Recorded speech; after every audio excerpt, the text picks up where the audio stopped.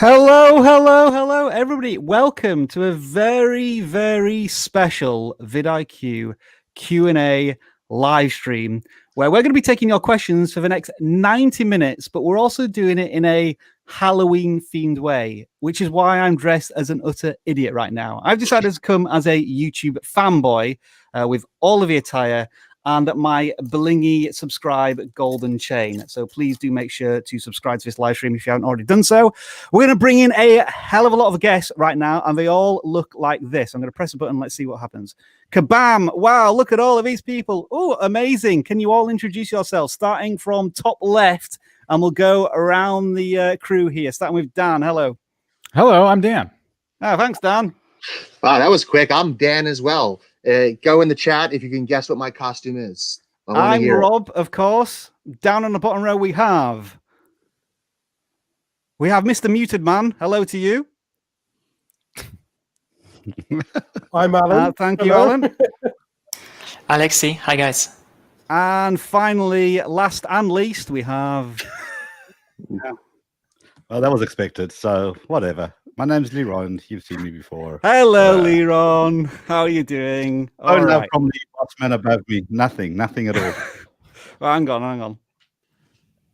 Say that again, Leron. What did you again? The person above you doesn't know anything? Oh, no, the person above you moved down. That was a sneaky maneuver, Mr. Fanboy YouTuber. Right then, so what we're going to do is we're going to take your questions for the next 90 minutes. We're going to do this in kind of 3 different ways. We have a form in the live stream chat, which you can now fill out and ask your questions. And we're going to spend a bit of time answering those questions.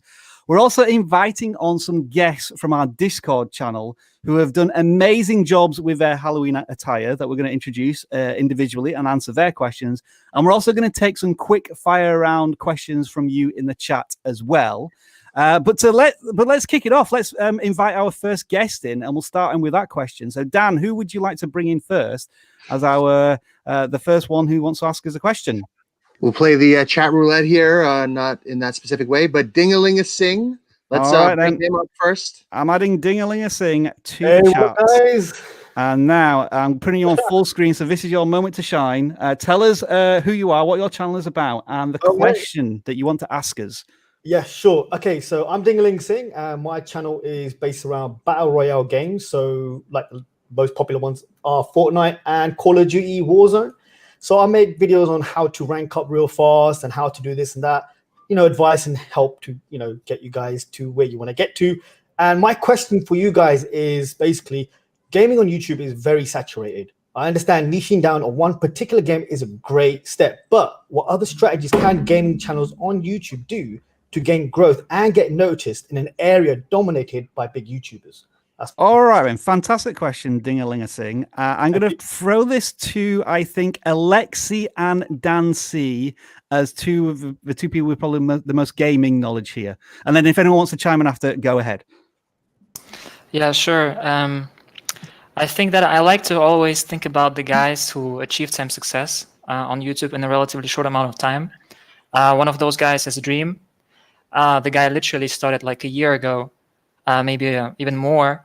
And I think he told his sister back then, listen, within a couple of months, I'm going to have 300,000 subscribers. And he did this in a niche that is very saturated. It's Minecraft. I think that there is always space for someone to grow. Doesn't matter how saturated the niche is, whether it's PUBG, whether it's Fortnite, whether it's Minecraft. I think that what matters most is you have to deliver content that people want to see, something different. How do you achieve that? Well, you kind of have to tap into maybe some primal things. Like what's the thing that's working for Dream right now? He's doing the show where he's escaping from his friends, doing a bunch of jukes, doing this stuff. And it's just exciting. Why do we watch action films? Why do we watch action movies? Because we like those escape scenes. We like explosions. Cool guys don't look at explosions, right? This type of stuff. So I feel like, think a little bit of, in this way when you want to grow, not just how to tame a horse in Minecraft. Sorry, Dan. I mean, this type of thing will get you views, sure, because people are searching for this. But if you really want to blow up, you have to think bigger. All right. Okay. Thank you for that. That was cold. No, I have a couple of videos out there where I've been testing out shorts, and I made one how to tame a horse because I did some research and it seemed like new players were wondering that. And then I did one about how to make a map, which is even more basic.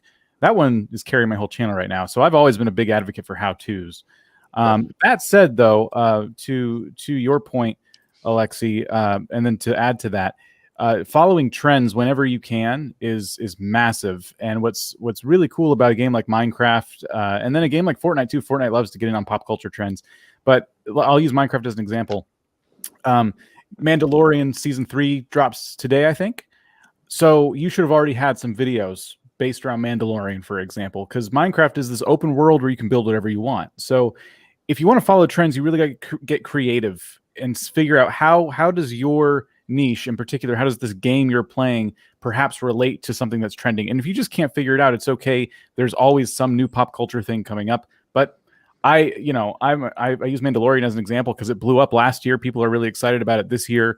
And also there's not going to be a lot of shows coming out here. So production slowed on a lot of things. So it's one that I keep saying like, hey, this is a pop culture phenomenon. If you play Minecraft, if you play these other games, can you bring that to your things somehow in some way? And that could be another way to kind of kickstart your channel. Let's just open this up to the whole crew for a second, because Dan, you mentioned YouTube Shorts very briefly there. You're having a video that's blowing up. I'm seeing I'm seeing a general gravitation towards gaming style shorts. I mean, that just tends to happen on any type of video platform. So I'm just wondering if anybody wants to chime in here on their general thoughts on shorts and whether Dingaling Sing or anyone else should be experimenting with this, especially in the gaming genre.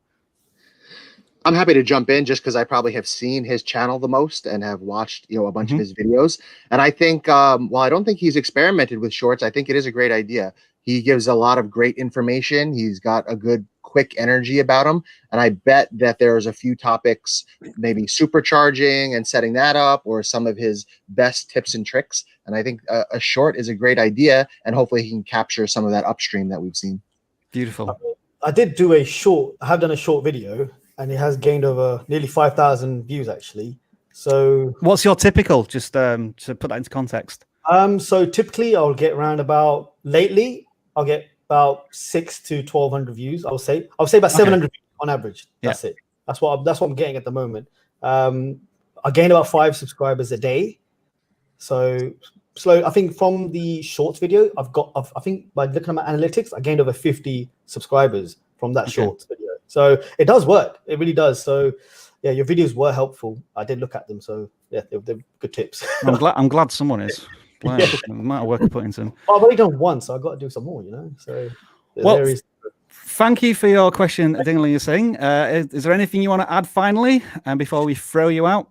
No, just honored to be on your stream, and thank you for selecting me. You guys are great. Thank you. You're welcome. Clear off. Right, next question then. What we're going to do here is we're going to pick some people from the form. I don't know why everyone's sniggering. I'm trying to be efficient here. So these are people who've submitted from the form, and we're going to try and tackle some of these. So I think this might be an opportunity for Leron and Alan to sink your teeth into this one. So here's a question on screen. It's from Kaven Hagen, I think. This person has 2 channels and are investing one and another I don't post on. Is there any reason I can't use the other one to start a new channel with the get a head start in subs? That's a bit of a confusing question. Yeah. I don't know if I really understand that one. Does anyone understand that question? No. Right, is there a reason I can't use the other one? I think basically they've got 2 channels. It sounds like one of them may be dormant. Can they use that channel basically to start up something fresh is the way I'm kind of reading it in that way. Yeah, the answer is yes. If you've got a channel that happened to do nothing, or you uploaded something back in 2000 whatever and you haven't touched it since, can you now take a new direction with that channel, give it a new branding, new banner, new topics, and use the same channel? Absolutely. There's no reason to start something brand new. If it's already has lots of subscribers or some subscribers, just be aware if it's not the same content, they maybe are not going to stick around because they were here for one thing, but now you're doing something completely different. But again, this is just the way I'm kind of reading your questions. Yeah. You can also look at the fact that if you've started a channel and you've grown over time, you may have thrown a load of darts at a dartboard.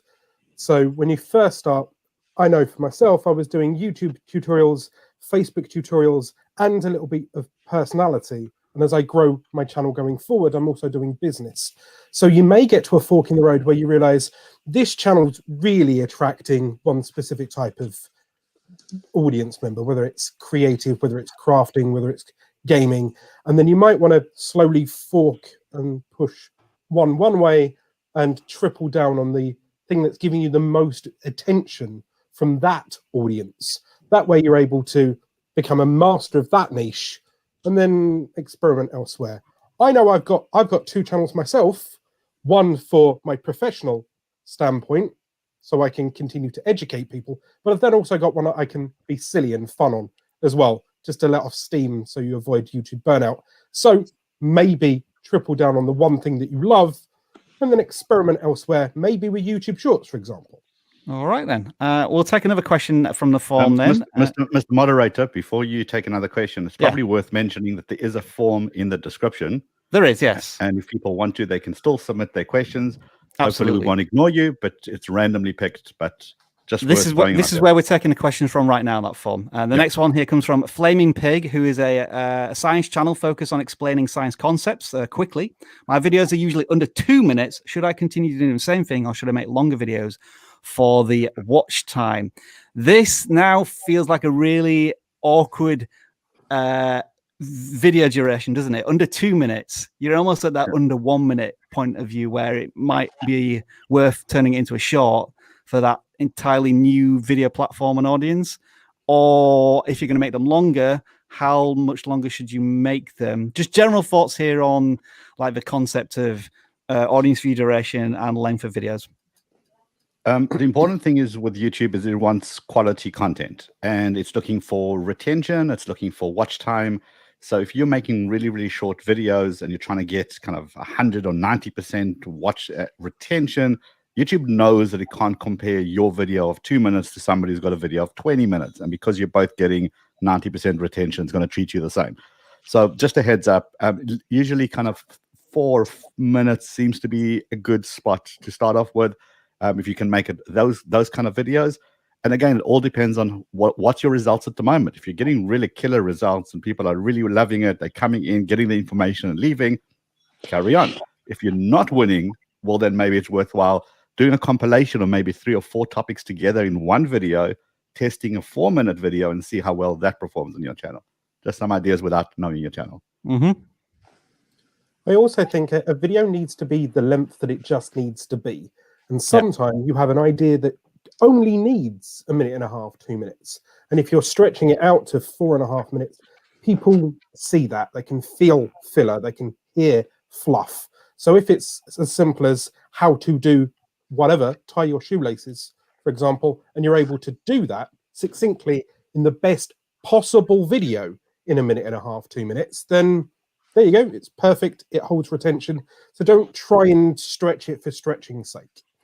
Would you say it's is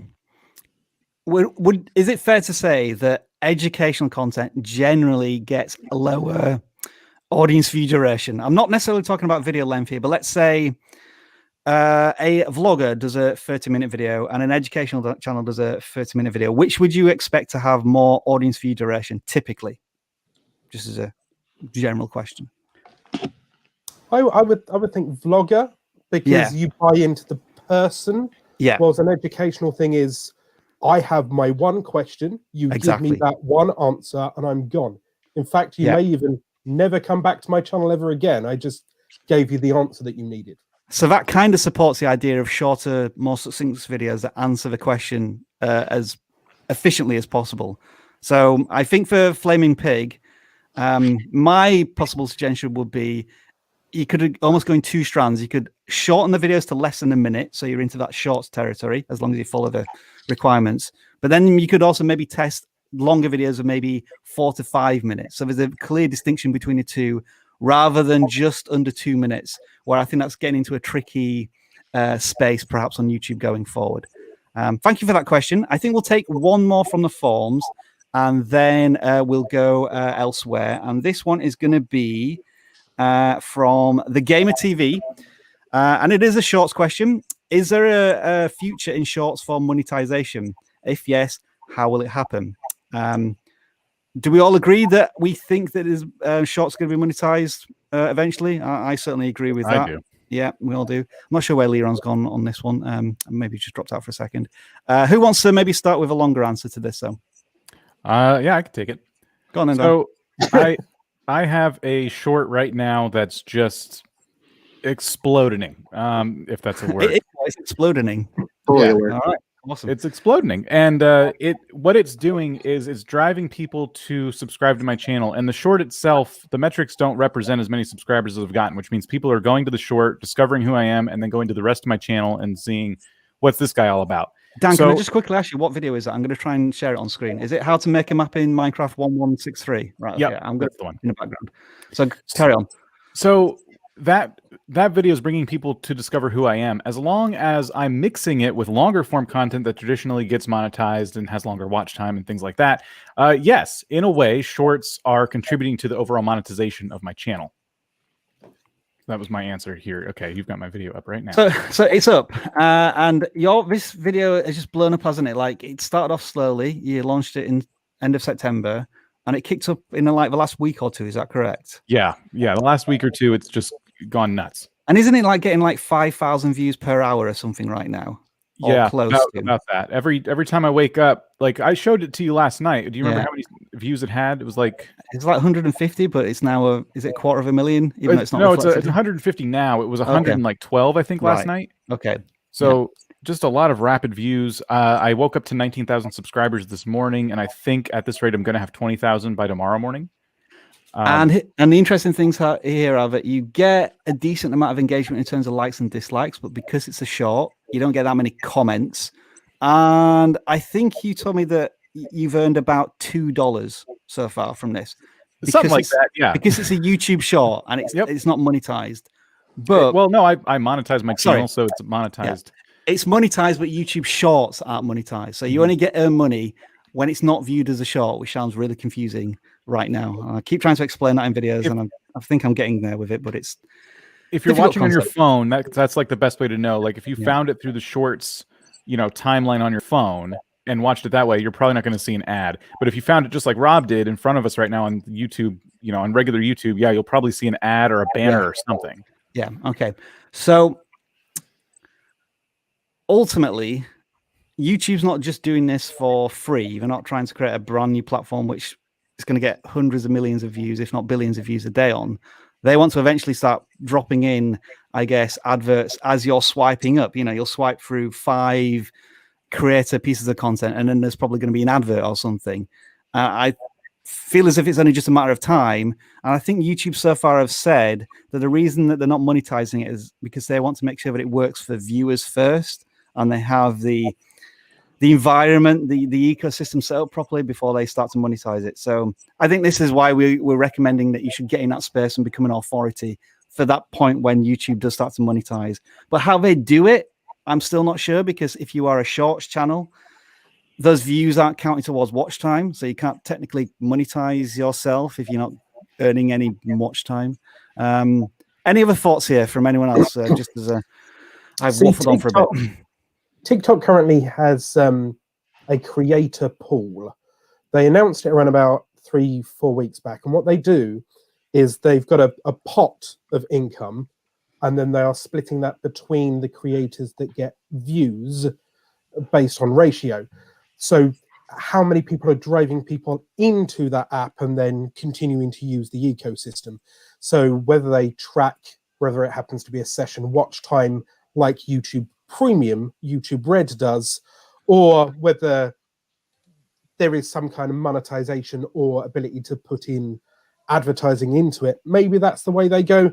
But my opinion is that if they truly want to drag people away from TikTok, they have to bring something to the plate. Why would you come to YouTube where they don't pay you if you can sit on TikTok, the D'Amelios, for example, and get a share of that pot when you're not getting a share of that pot on YouTube through the same format?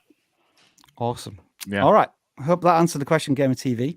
I think we should take some quick fire questions now from the chat. So what I would like to ask you all to do is you can ask us a question in the chat, the live stream chat, wherever you are, wherever you're watching this. But please include #question before you ask it, because that's going to help us bring it on screen. And we're going to try and answer some of these in quick fashion as quickly as we can. So Dan and I will need to go to the chat section on our stream, which I've forgotten how to do. Oh, there we go. Right. So yeah, start asking your questions, and then we'll bring them in as soon as we have any. I'm just waiting for some to come up on the screen. All right, so I'm just going to bring them up, and then whoever wants to tackle it, go. First one. My shorts only get 4% views. This is hello. My YouTube shorts only get 4% views from this. What am I doing wrong? Mine took several weeks. Yeah, I'd say wait, give it time, and make sure. I guess the requirements are right, because you're at least getting some views from shorts. But not all shorts are going to work. We're still all testing this. You may have to be patient. It doesn't automatically take off. Yeah, we got this question a lot. Don't think your short isn't working just because you're not exploding in views. It takes time. It takes, the YouTube algorithm to look at it a bit, and not every short is going to blow up. So experiment a little bit. Don't overdo it, but give it time and patience. All right. I'll bring up this one then. Who wants to tackle this one? How to boost RPM or revenue from small YouTubers? See, RPM is all based on your CPM and your share of that. So if you boost the CPM, you will in turn boost your RPM. But to boost your CPM, have a look at things like going with live streams, getting super chats, connecting your own merchandise via Teespring to the little bar that's down below. Have a look at super stickers, or lean into a niche that has a higher CPM. Have a look at things like finance or mortgages. Have a look at technology.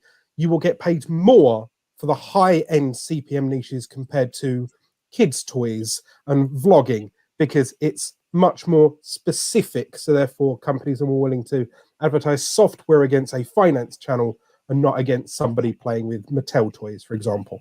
Boom. Alexa, I want you to tackle this one, because I think you may have experienced previously of maybe burnout or just losing faith in the work that you're doing. So this person has an Ark Survival Evolved video. Is that a game, Dan? I assume it is, maybe. Yeah. That is constantly getting views, but I don't enjoy playing the game and don't enjoy the full commitment to the game. What should I do? Get an editor. That's my answer. Yeah. Simple answer. Oh. Become a producer, pick the right content, let someone else do the edit. Outsourcing. All right, then. #outsourcing. Beautiful. Next question is going to be from, let's see. I'm going to pick this one, and hopefully it's a good one to answer. Is heavily editing your videos worth it? No, editing your video, it's not about the editing, it's about the story. If you can tell a very good story just by holding your phone and simply talking to camera that requires no editing, perfect. Editing just adds to the story. It doesn't replace the story. If you're not a good storyteller, that's definitely something I would work on, as opposed to being a better editor. Mm-hmm. Nice one. Let's answer this simple question here. How do I get my son? No, sorry, not that simple. I didn't want to. Where is it? That's a good question. How do I get more subscribers and views? Can I tackle that one? Yeah, go ahead, Leon. Basically, every Wednesday we have a webinar. Oh, all we do is we tell you literally how to get more subscribers and more views.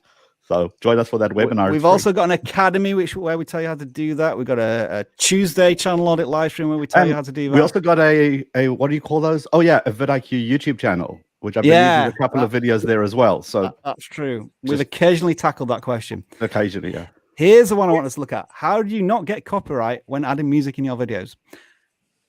Don't add music that's potentially copyrighted. I know it sounds like a bit of a stupid answer to the question, but do your research. Make sure that the content is free to use or you have permission to use it, and just be aware of going off of YouTube and Googling in free copyright music and finding a random website that promises that the music's copyright free, because there's no guarantee that it is.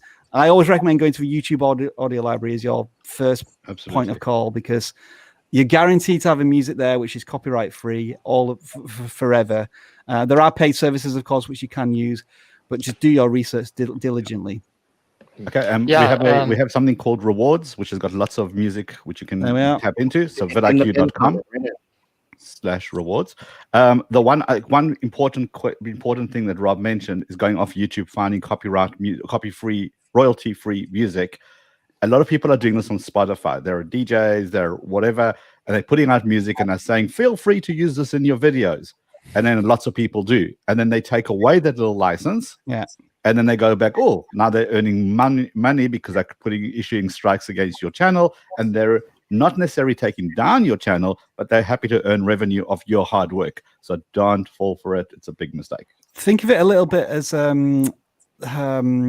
where, let's say Alan creates some music and then he shares it to Liron.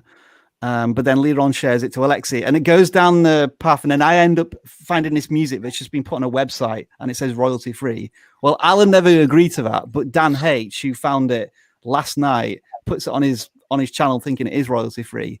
And then you're in all sorts of trouble. So sorry, Alan, I'm using your music for free. Is that okay? Yeah. Alexia, I think you wanted to add something here as well. I do have something to say on this, because I was basically using other people's music for almost 5 years straight. I would say that copyright-free music is a tricky thing, because exactly like you guys said, especially Liron, when you start using a song and it starts blowing up, guess what the artist is going to do? The artist will want to monetize his song on YouTube. Yeah. So he's going to go find a publisher or someone else who's going to be able to monetize the song. Your video going to get a copyright strike. And if you're lucky, you might basically try to say, hey, look, I actually have the artist's permission back then 2 years ago when he allowed me to monetize his song. But if they disregard this, well, you are just out of luck, right? So I would always be careful about music, even if it says copyright free, or even if it says Creative Commons license and stuff like that. All of these licenses are sometimes not really what they are. All right, so be careful with. It's a lot better to use something from a library, even if you have to pay $15. And as you guys said, we have a rewards program where you get like a huge discount. So better go this route rather than scouring the internet for copyright-free music for hours, and then to find out that a month later or 2 months later it's going to be copyright striked. Beautiful. All right, so those are some of the quick questions we've had in the chat. We'll take some more later on. Dan H, it's your time to roll the guest roulette. Who are we bringing in next for their wonderful outfit and question? Yes, again, thanks to the community for really helping out. Quick one, Dan XBG donated £1 to the UN COVID Relief Foundation. We thank you for that. So let's jump in with Joe Riety here. He's one of the recent to this chat. Hello, Joe Righty. How are you doing? Pretty good. Can you guys hear me? We certainly can, yeah. Okay, good. Are you vibing the Dr. Disrespect outfit there? I think. This is actually my normal wear, like every day. Oh. So I don't know I who do Dr. apologize. Disrespect even is. So. I think you've been copyrighted with the outfit there. So quick question. I do a lot of comedy and parody on my channel. Imagine that. And I was wondering, should I play the game of trying to make really clickable, like how-to videos and things like that, but incorporating comedy into it? Or should I do a lot of just comedy parody stuff that I like to do and just hope that it starts to grow like organically? Quick question. Quick question. What's the size of your channel right now, just to get some context? Well, it's I got 224 subscribers, I think, today. Okay. No, that's fine. I'm just trying to get an idea of like, do you have any, I guess, street cred already on YouTube? And the answer is not just yet. You do have a couple of hundred subscribers, which is great. You've already built a small audience, but it's really hard to get discovered when you're not putting out this searchable content. I think, again, we're probably going to go back to this quite a bit, but I think YouTube Shorts is probably somewhere where you want to investigate the avenue of just putting out comedic stuff. Maybe with the longer form content, there could be some searchable aspects to that. But then, what I think once somebody's found your content, then within the content, as long as you deliver some value on the title and the thumbnail, you can be as comedic as you want and introduce stories and anything. And I think that's how most creators find their niche and their strength on YouTube. They give value to the audience, but then they, I guess, sell their own skills and personality in the content. But I'm welcome to others' thoughts and opinions on this.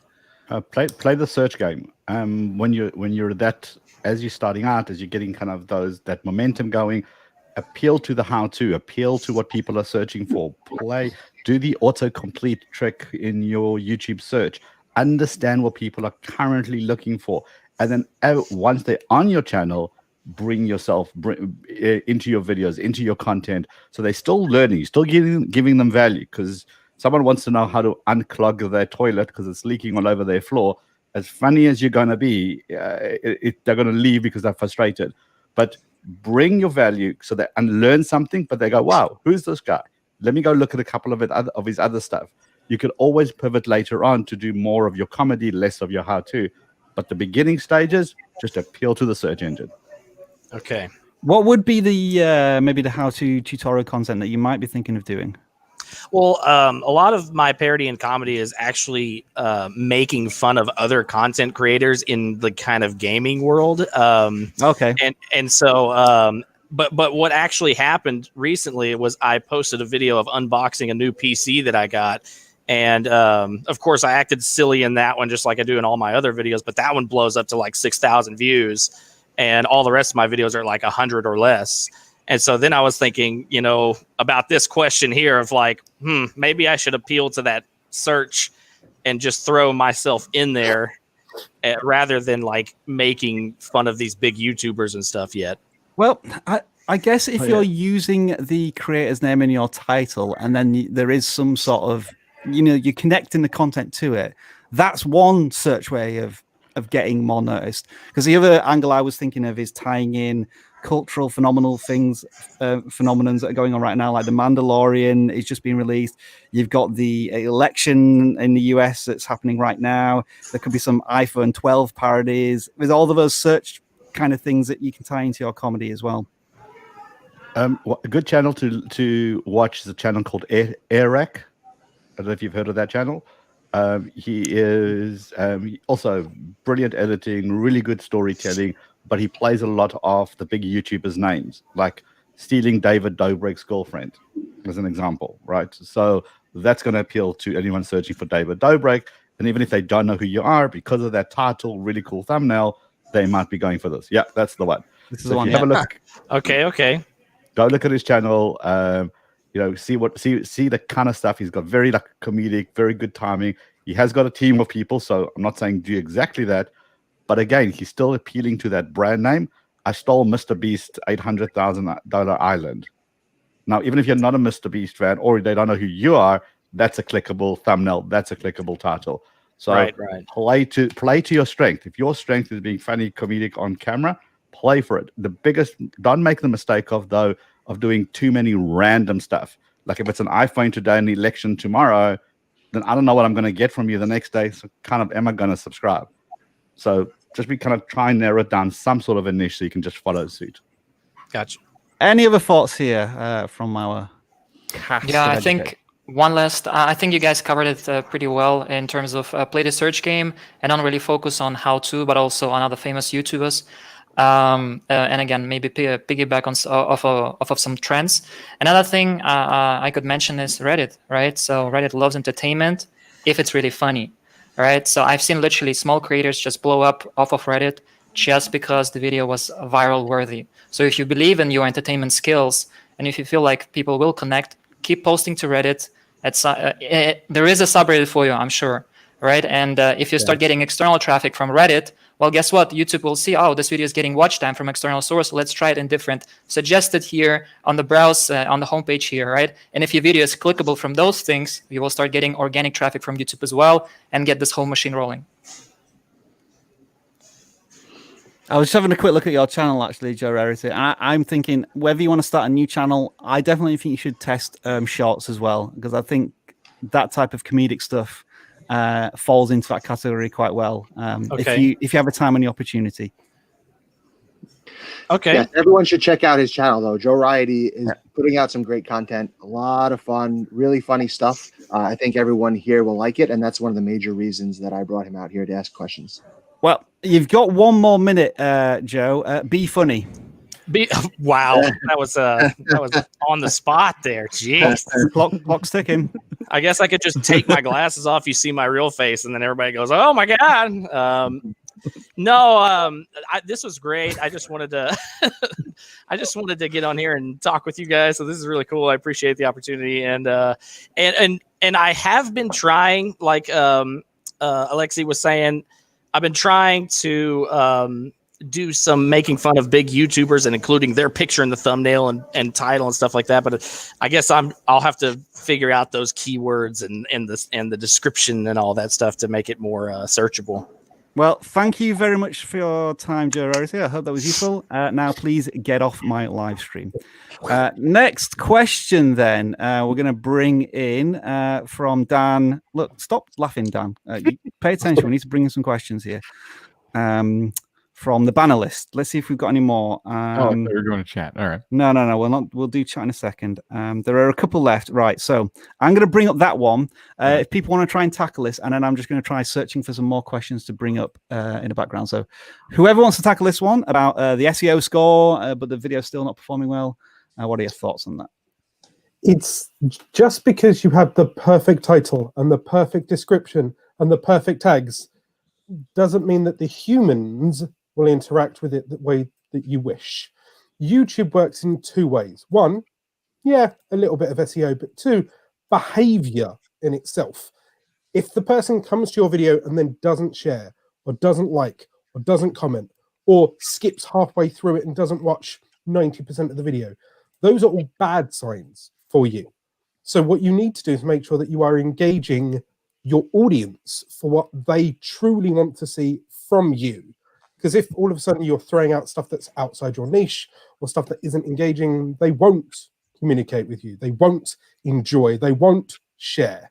So you may have a fantastic setup of SEO, but until you engage the human beings that watch your content, you'll just be playing to the algorithm and the robots that shuffle you to the bottom of the deck because nobody cares at that point in time. Anyone else? I'm still just searching for some more questions.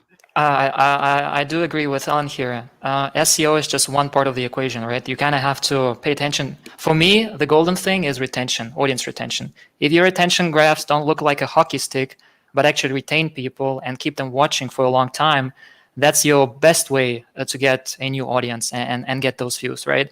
SEO is just the first step. So I've seen plenty of videos that have, a low SEO score, and they still outperform other videos that have a high SEO score, which tells you basically that SEO score is not the end all be all thing, right? There are other factors at play. And for me, the biggest one is retention. Just want to add one more thing, Rob, before you kick everybody off the stream. Yeah. Remember that YouTube isn't a pathway. In other words, it isn't, if you do this, this will happen. If you do that, that will happen. Because if it was like that, all of us will be hacking that YouTube algorithm and simply doing what YouTube wants. YouTube works with lots of AI systems, like plural. So just because you got something right on the one doesn't automatically guarantee that you'll get it to #1 in the search phrases because you did absolutely everything perfectly fine. Retention, watch times, critical metrics. The biggest tip I can tell you with SEO scores, yes, you've done a great title, clickable for humans. Go and dive into that retention. Why are people dropping off and when? Is it right at the beginning? Your hook's not strong enough. Is it in the middle of your video? Maybe you need to shorten it or liven it up or do something else with your content. Is it right at the end? Why are you not pushing them to your next video? Work on those three things individually in each video. And if you improve that hook, that initial, when you grab that audience, that's going to be much more beneficial than getting the perfect SEO score. And this applies for every single channel. You are right, Leron. That was a terrible answer, so I'm going to put you in timeout for 2 minutes. Goodbye. The next question then comes from LM Tech. Is giving a shout out a good thing? And does putting chapters decrease watch time? How do we want to tackle that? Alan raised his hand. I did have something to say about this. I apologize. Go ahead. No, it's okay. You go ahead. I just want to jump in before we lose it. Okay, a shout out only matters if you're pushing to the right audience, to people that care. Have a look at Mr. Beast recently, for example. He did a shout out to Zealous. And the reason why that worked was that he was able to push to a channel that Zealous is fairly similar, fairly comedic, right? So if I, a YouTube educator, pushed over to someone that knitted, my audience will not gel or knit with that audience. So you need to make sure that that there's a crossover of some kind. So if I'm a comedian and you're a gamer that's also a comedian, then maybe there's some kind of synergy. But if it's just flat out, then it won't do anything. When it comes to chapters, you need to make sure that you're hopping to relevant points within that video. So it won't necessarily decrease watch time, but it might improve engagement and lean into that behavior score I was talking about earlier that shows engagement and a wish to continue to consume that content.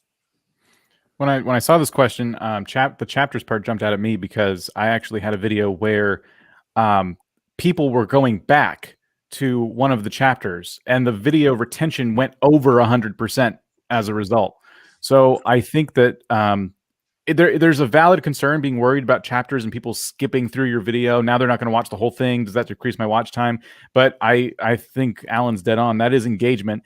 And if your video is really that helpful and they're skipping around, that's a good sign. They may actually have to come back at some point and you will get that watch time back if you're lucky. I always feel as if you're asking questions, like really specific questions about, is this going to increase my watch time or decrease it? Then I think you're worrying too much about the YouTube algorithm or signals. I'm always an advocate of, if you're doing something which helps your audience and that's helping them navigate around a sizable video, then do it for the audience, not for your own personal watch time hopes and preferences on that one. Leron has actually left. I chucked him out, but he's actually gone. So I don't know when we're going to be bringing him back. But thank you, Leron, for your contributions. Leron is sensitive. I think he is. So yeah, maybe we'll have him back soon. Right. I'm struggling to bring up another question because whenever I delete questions, it's deleting the wrong ones. So I think, shall we bring on the next guest? And then maybe I'll try and get some more questions up in a second. Dan, if you could maybe try and do that as well in the background, because for some reason all of mine just disappeared. So next guest, please, Dan, who are we bringing on? Yes, absolutely. We'll go with best costume of the day here, and people in the chat can guess, but I don't think it'll take much. But Andy Triple H DX. I don't know if he's a fellow wrestling fan. Yeah, that is my first question because I can only pronounce it as Andy Triple H DX. So let's welcome the game. Hello, Andy. How are you? How are we doing, mate? I was a wrestling fan. That's how my username came about, the Triple H DX. So you're a lapsed fan. I'm a lapsed fan. Attitude Era. Used to love the Attitude Era, but not so much these days. I'm sure there's several of us who could talk about that all day, but we don't want to bother 200 people who are watching. So, Andy, first of all, thank you for the awesome costume. You could have grown out your hair at least. That would have helped a little bit, but you know. This is grown out. This is what it looks like now. We'll accept how you're looking. What is your question for us today? Right. If you've uploaded a video, let's say 6 months ago, and you look at the analytics and your impressions are really low on there, would you go back to that video and change the title and thumbnail, or would you just write that video off and just continue creating? Okay, so I would ask you a question back first, and then others can answer this. Okay. Do you think that the video you made 6 months ago is still relevant today? Good question. I feel that it deserves more views than what it got. So I think that maybe the title or thumbnail is just not coming across well. So whether that would need changing and mixing up a little bit, whether that would get more people to watch the video. What was the video about? Very briefly. Right. Well, there's a few, to be fair. Can I just quickly jump onto my channel and I can tell you what it is? What I'm trying to get a sense of is, was the content time sensitive, or like if you released it today, would it still be as relevant as it was? Well, it would be product review. So yeah, maybe it wouldn't be as relevant now, right? Because new technology has come out since then. So my answer pretty abruptly would be no. If I was going to do something, I'd maybe do a follow-up saying this thing 6 months later as kind of a follow-up review on that. But I'm now welcome thoughts from others about this. you can always turn it into a evergreen kind of trap as such. I've had videos that have sat there for 8 months and done nothing, right? It depends on whether or not a new release of that product comes out. It depends on whether or not you are ultra specific. So if the title is, wow, check out these headphones, that might not drive search. But if you go back, change the thumbnail to, I don't know, a very specific Blue Yeti microphone, make such and such and such and such, you might then start winning very specific search. I've got a Boya BY-MM1 microphone, right? The reason why I know it's an MM1 and not an M1 is because it's the shotgun mic rather than a lapel, and I wanted to get the lapel, which was M1. So I took advantage of the MM1 and specifically used the full name of the product, the full description of the product, the full specifications, and then started comparing it against rivals in blog form. The reason for this is then if anyone's specifically hunting for that exact microphone, I might then stand a chance of ranking on that very specific search term rather than, wow, never heard it this way before. So if you want to go back, you might have to lean into hoping to be found in a search algorithm, not being discovered in suggested or recommended.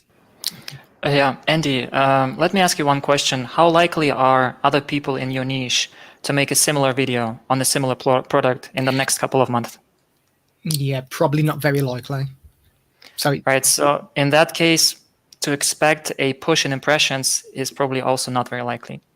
If the answer was yes, other people are very likely to release similar content soon, then yes, you can expect some push in impressions. And then if you see I'm getting the impressions, but I'm not getting the clicks, then you could say, all right, I have to change the title and the thumbnail. All right. Okay. Thank you. I think the key is to always learn, right? If you think that there's something you could have done better on that video, or you could have adjusted the thumbnail, put that knowledge towards your future videos, right? You're not going to go back and update old technology and expect a lot of people to come for it, but your next video can be that much better because you learned from what you think you did wrong in that one. Thank you. Dan, I'm just wondering if you had any extra thoughts, considering you've been a Minecraft channel, so some of your content may have some evergreen tendencies, or would you just release a new video maybe to tackle the thing that you're talking about? Because Minecraft updates so much, I would release a new video, even if the principle of what I was trying to show was the same. It would be an opportunity to add the new version number to my video, which could help with search. So just in that very specific case, I would redo the video, and I would even go back and watch the first one just to make sure all these things I've learned along the way. Let's say I made it 2 years ago. Maybe I'm really a lot better at intros now. So I want to make sure that when I redo it, I'm just not making whatever mistakes I made before. So you can use that old video, take what info you have on it, kind of learn from it. I think in my case, I would redo the video. I'm going to just pull out some slightly random numbers to try and explain this as best as I can. Let's say you have a video that you made 6 months ago, and it's going to take maybe 10% of the effort of creating a brand new video to try and re-energize it. But then there's maybe a 5% chance of that video taking off. Whereas if you make a brand new video, perhaps you've got a 20 or 30% chance of that video performing a lot better. Does any of that make sense? I'm not entirely sure. I think what I'm trying to say is that it's always more difficult to re-energize an old video as opposed to making new content, because you have that initial surge of subscriber and view velocity because YouTube tests it. Whereas something that's already existing, it's almost like striking a match, or that lightning in a bottle moment where just simply changing the thumbnail or title really kicks it off again. I mean, I'm going to open this up to all of you. I'm sure all of us have redone videos, like change the thumbnail and the title. How successful have you been with that? Because I would say when I try it, maybe 1 in every 10 videos gets like an improvement in it if I change the thumbnail and the title. And most of the time maybe I'm not very good at doing it, but I'm always thinking forward. I think I'm always thinking let's create something new rather than trying to rekindle something old, which didn't work. And there was probably a reason for that. Yeah, Rob, I can literally, basically, I work and see different channels from different niches all the time. And the tech niche is very interesting because literally you can pick a product that is coming up soon and there is a lot of hype around the product, and you create 10, 20 videos on that product with the same title almost, right? Just change something. In this video, you're talking about the screen. In the other video, you're talking about something else. But the title will stay almost always the same. And you're just going to build up the snowball effect where, the first video might get 1,000 views or 200 views, right? The second will get 1,000, the third 10,000. If the video is delivering and is interesting to the viewer, the algorithm will just, pick it up and show the video, show your next video to the existing audience that watched your previous content, right? And basically, this is how step by step you're just building up those views. So I would say that the tech is actually quite easy to succeed as long as you pick the right product that you think that, all right, this is going to be relevant for the next 2 months, right? And as the hype increases, so are your video views. Do you have a tech product that you are somewhat of an authority on, do you think, Andy? Because I'm just quickly looking at your channel now, and it looks as if webcam seems to be a little bit of a strength of yours. Whenever you do something on a webcam, it does well. And then we noticed that the webcams started doing better, so we started trying to niche down on webcams. I mean, if you'd maybe niche down on that for the last 6 months, given how difficult webcams are to source, that could have been quite lucrative. But then you're doing stuff about the Nintendo Switch controller, and then another thing about maybe an SSD card. So, I mean, there are connections there, but at the same time, not quite as much. So maybe thinking less about rekindling old videos and focusing a little bit more on that niche going forward would be my general advice. Yeah, I should probably hang on. Let me just bring this on screen. Okay, let's everybody see Andy's channel so we can basically do a channel audit on it. So that's just how it looks. Fantastic thumbnails, by the way. I think they look really good. But yeah, I'm just seeing SD cards, webcams, microphones, something about Adobe Premiere, then an action cam, just the usual topic jumping, which sometimes works, sometimes doesn't. Mostly doesn't. All right, I think the silence suggests we're done with you, Andy. We've had enough of you. I'm nerding out here. How many videos have you done on perhaps Zoom calls and things like that? This is a really good time to be covering people working remotely and maybe their first time messing with this equipment. I did a few videos on Teams, but they didn't go down very well. So I've just kind of moved on to webcams from there. So I thought, obviously, because of remote working now, that webcams, you probably get more viewership from there. I'm just looking at this video with 3,500 views. There's 27 comments in there. Is there possibly 1 or 2 comments there that you could turn into videos? And again, you're really drilling down into that particular niche on webcam discussions. Well, then we maybe go back to the other question of, are you going to enjoy being a webcam channel for the foreseeable future? That's another challenge that we often contend with. You can also branch off of things like anything that uses a webcam. Yeah, the Zoom and stuff. But a couple of things that I've seen trending in pretty much that exact space is actually using things that aren't webcams. You can't get hold of a webcam. Let's see how you can link your phone up to be your webcam, or connect your Canon or Sony camera to be a webcam, or just alternatives of. And then that way you can lean on those. Especially now, why not make a video along the lines of how to use an iPhone 12 as your webcam, for example, if you can get hold of an iPhone 12, maybe work your way through. They're all down to apps, and they're all down to syncing and Bluetooth, but those work in the same way. And I know many people prefer the quality of a DSLR, for example, on live streams, rather than my case, I'm just using a Logitech, and then you can sort out the angle a bit better. You can hide the double chins and stuff. Sorry, I just zoned out for a second and I heard double chin. So Alan, are you telling people how to remove your double chin from a webcam? Is that maybe a video title? Yeah. Or how to set it up and how to angle it, things, or how not to wear makeup, or not to have 5 a.m. morning shadow. It's fine. Yeah, it's great. I did have one more. Sorry, Dan, were you about to ask something? I just want to say top 5 webcams for live streaming. Top 3 webcams for your next Zoom call. stuff like that. I think since you have a lot of this stuff, just low hanging fruit. So there you are. We assume you're going to rename your channel to Webcam Triple HDX soon. I did want to ask one question, because I know you've been watching our live streams for a while. Were you down at were you about 100 or 200 subscribers maybe this time last year or the beginning of the year? Yeah. So you've increased the channel by like 300%. And I remember you were getting less than 100 views before. So there's certainly growth there. I think now it's just time to decide if I want to accelerate my channel growth, and maybe I have to listen to the YouTube audience, like they're watching this, so I need to give them more of this, potentially. Thank you. That's great. Well, I hope that was useful, Andy. Very useful. Thank you. Thank you very much. I'm going to now try my Birmingham accent.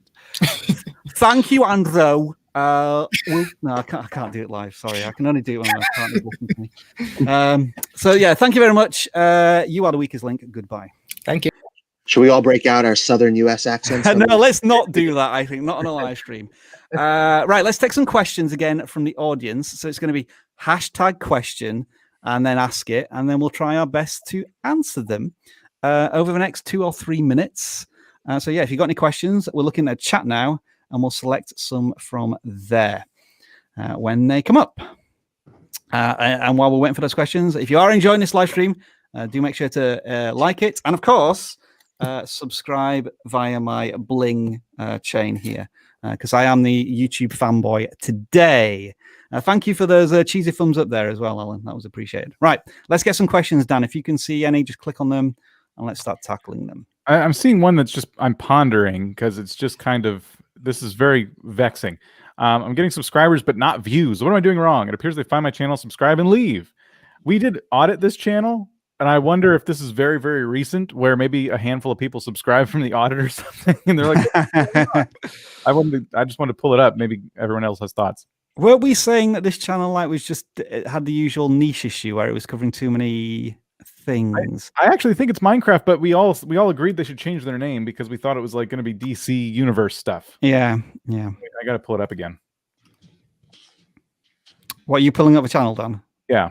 Okay. I mean, it's such a small sample size because they have 120 subscribers, and your videos for your subscriber rate, your views. I mean, I'm going to try and pull this up real quick. Don't look bad. Bear with me for a moment. Let me pull it up right there. There it is. Okay. So I mean, in terms of your question, I would not worry personally. 67 views on a live stream, 25 views 2 days ago from this video with 120 subscribers in such a saturated market.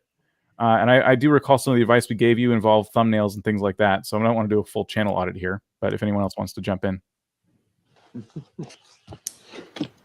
Not a channel audit, naming thing is confusing. You know, they've got 14 or 10, 19,000 views in 5 months. Like that's amazing, right? Funhouse Horror. Or is this just someone else's video? This is the question we're answering. This is their channel, DCU Studios. Yeah. Can you pull up most viewed here? Most videos on the channel.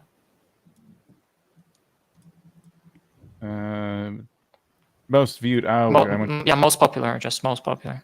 Okay. Yeah. Sorry. Mm-hmm. Yeah, this one, right? So that's. Okay, I'm sorry. I see what you're looking at now. Yeah. So that's an amazing amount of views for a channel of that size. So try to figure out, like, this video connected with your audience, do more of that, and that's about it. You know, that's your content for the next 6 months.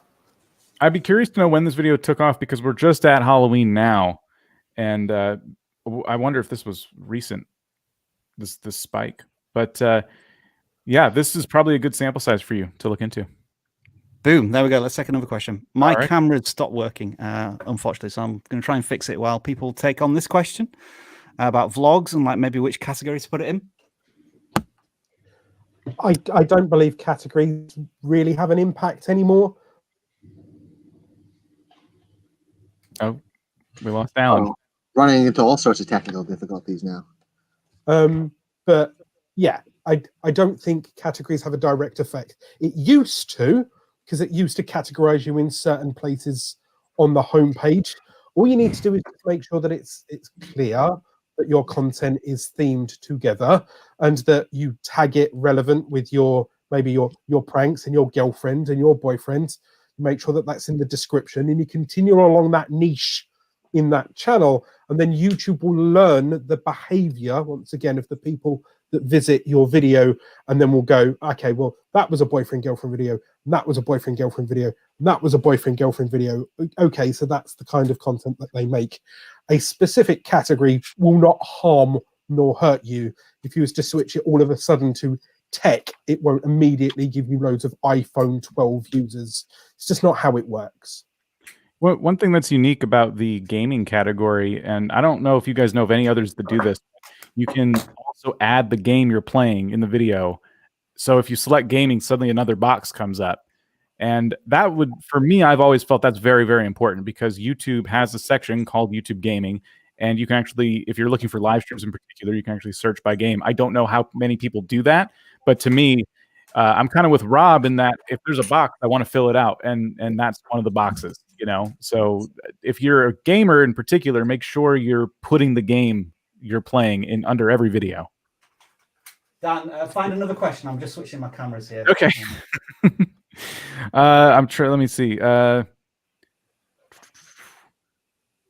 Sorry, it always takes a while from chat here because there's a lot of messages. Let's see.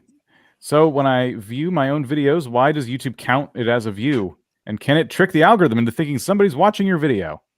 It's actually a really good question. If you want to watch your own video 5,000 times all the way to the end, repeat over and over and over again, and waste all that time, give it a try, and we'd love to have a look at those statistics. But I honestly believe it's a waste of time.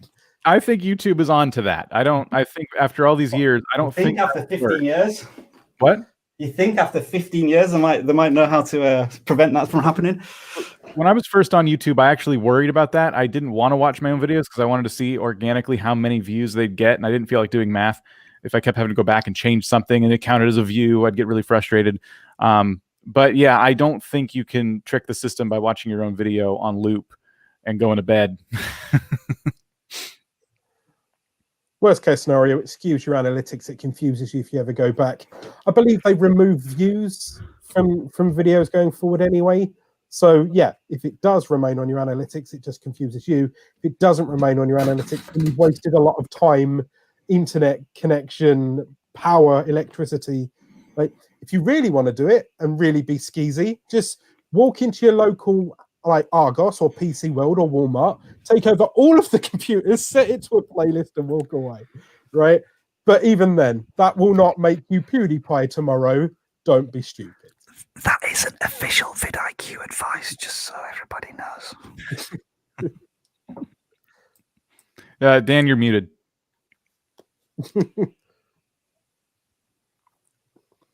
Is he still muted? Or has he muted himself? He's working on it. All right. Well, I've fixed my camera now, which is good. And now I'm going to return the other camera because I'm sick and tired of it doing that over the last week. So that's my news update. Can you... All right, let's take this one. Nightbreaker. Can you comment on tags can be useful if the content of your video is commonly misspelled? Otherwise, tags play a minimal role in your videos. Okay, let's have another conversation about whether tags are important anymore in 2020. Let's start with Alexei.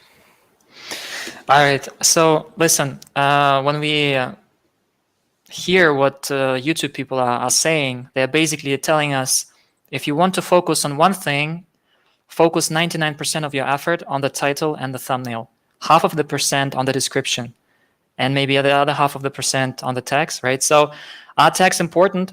I think that, this sentence pretty much tells you how important they are. However, a lot of people confuse tags with keywords, right? And our tools in particular, they help you find keywords, first of all, not just tags, right? So using like something like vidIQ to help you find keywords that you then can use to optimize your title, your thumbnail, because the robot, the YouTube algorithm, is smart enough to read what text is being used in the thumbnail as well, right? And then, of course, the description. And then let's not forget the video transcript as well. The things you're saying, if you're saying some keywords, that can only help, right? To communicate to the YouTube robot that this is exactly the thing you're talking about. So tags, again, not so important, but keywords, very much so. What's interesting is there was an update to YouTube, and now we're not sure if they're going to keep it or not. But they like buried tags under the fold for a minute. Yeah, they did. I think Alan, you actually talked about this recently, didn't you? I did. Mainly because everyone has been such a zealot towards the idea of tags for so long. I've got a web development background. So over the course of the last 11 years, you've been taught that anything that is within view before you scroll down is the most important thing. And right now, that is me. But what it means is that not anymore. And there's a heat map. Then you've got your little drop-down box under your div. Okay, so if they're hiding it there, then they're doing it for a reason. Notice what they've put it next to, though. They put it next to some of the old legacy stuff, like the category that I'm not too fussed with, the location that they tried for a very long time that they don't really work unless you're using them for events and trying to find locations. So my feeling will be for all the time that box still exists, I will be using that for my metadata, right? I will be using that for my keywords. I'll be using that for, it's just habit. But it also, if you've got an extension, still gives you rankings based on numbers next to it at the moment until they get rid of it entirely. So even if you just use that as your own mind's eye, that you are doing quite well in those related terms, you can then use that for maybe future content and future inspiration going forwards, right? And you've got to remember, somewhere deep down into the billions of algorithms that YouTube uses, there's also one that connects it to Google, and Google still uses a very small amount of measure of metadata to rank you in SERPs as well. I'll tell you what I'm basically doing right now is I make my content. I've got an idea of a title and a thumbnail, and I'm spending a lot of time on them. And then what I almost do while I upload is I'll type in my title into the YouTube search, see what's the most top ranked. I will use vidIQ's copy tool to just basically steal all of the tags from another video, put them in my own video. Then I will use the vidIQ boost to give me some different recommendations. And then I will delete what I think is not relevant to my specific video and add what I think is relevant. And that is a 2 or 3 minute job. And that's it. That's as much as I'm doing with tags right now. It's a box. I'm going to fill it, but I'm not going to spend too much time on it. Having said that, I think tags represent that you've put a lot of time and effort and consideration into keyword research and understanding what an audience is watching. So I still think if you're doing that, then you are, I guess, almost representing to your audience and YouTube that you're putting the time and the effort into to be searchable. So that's my thoughts. Any final thoughts on that one, or should we move on to the next question? I think this question comes up a lot because people would love to not have to deal with another thing, you know? So yeah. If it bothers you that much, okay, you probably won't, murder your channel or anything, but it's there. And I think you'd be kind of ignoring, an element of the video creation process to ignore that. And I love what Alan said about how they become like your mind's eye. And the way Rob uses them as well. I'm the same way. These are keywords that are relevant to my video, and I'm getting reaffirmed thanks to the vidIQ tools that this is a good score. This is a good score. So just for me alone, I appreciate having them. I think there's a generational shift on this as well, in that people like ourselves have almost been indoctrinated to be SEO magicians, whereby if we use these specific words in this specific way, then our videos, our content will get discovered more. And now we're in that crossover generation where YouTube is telling us it's not important. And we have to almost reprogram ourselves to understand that. And the people who are coming onto video platforms now, like TikTok, is relying a lot less on search per se. It's more just like a specific hashtag. So it's a lot easier to connect yourself to the right content. And maybe in 5 or 10 years time, then tags and the idea of keyword research is probably going to be completely different. I guess that could be like a live stream conversation in itself. So thanks for the question there. Right. I think it's time to invite our next guest in, Dan. And I believe we only have one guest left. So I don't know if look at him now. He's frantically trying to put on his costume. I can see him Or shall I just bring him in while he's trying to put on his costume now? I'm gonna wait. I'm gonna give him the opportunity to get himself set up here. We're welcoming on our, I guess, timestamp extraordinaire. If you've ever watched one of our Tuesday channel audit live streams and seen the comment, which I think we pin, we should do if we don't, this chap goes through all of our live streams and then timestamps when channels are being audited, which is an awesome service. Zenzeris, thank you very much for doing that. Welcome to the live stream. Hello, thank you very much. Wow, that is a terrible microphone. Oh, sorry. There we go. That fixed it. Whoa, that's weird. Sorry about that. Nice to meet you all. Not a problem. Thank you very much for inviting me. I can hear you now. So yeah, I just want to say again, personally, Zenzeris, thank you for doing that. I mean, it must take you like 2 or 3 hours to do that, to watch, pause, timestamp, unless you're doing it live, in which case you're behind. If I do it live, it's almost instant. Might be a few seconds off, but it's usually instant. Well, this is a type of community member who we really appreciate, everybody. And you know, when you become a key member of a community, this is what happens. We invite you onto the show, and yeah, we give you lots of love and praise. So I'm going to be very nice and kind to you, Zara. So what is your wonderful question that we're going to try and tackle for you? Well, my question is not just for me, but for anyone really. Is basically what would be the best thing for someone to do who feels that their channel might be stagnating or in a rut, so to speak? Define what you mean by stagnating. Why do you think it's in a rut? Is it because you've made X number of videos and you're not getting more views, or you've just lost the passion for the content you're creating? What's behind this? For me personally, it'd be either running out of ideas or just not getting the growth that you'd expect, or getting the feedback that you need to create better content, and that is just usually nothing comes around. And it just seems like there's this flat line, so to speak. And how long have you been feeling about this way about your channel? It's on and off for months, and I have managed to gain traction a little bit, but it's usually I gain traction, but then suddenly it goes down or just stops again.